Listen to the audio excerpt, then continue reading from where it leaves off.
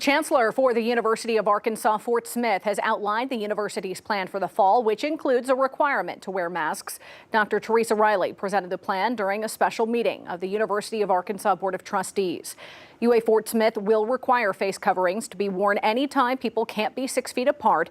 The Board of Trustees also passed a resolution that directs each campus in the U of A system to adopt a policy that requires the use of face coverings by everyone in university facilities where that 6-foot physical distance cannot be maintained.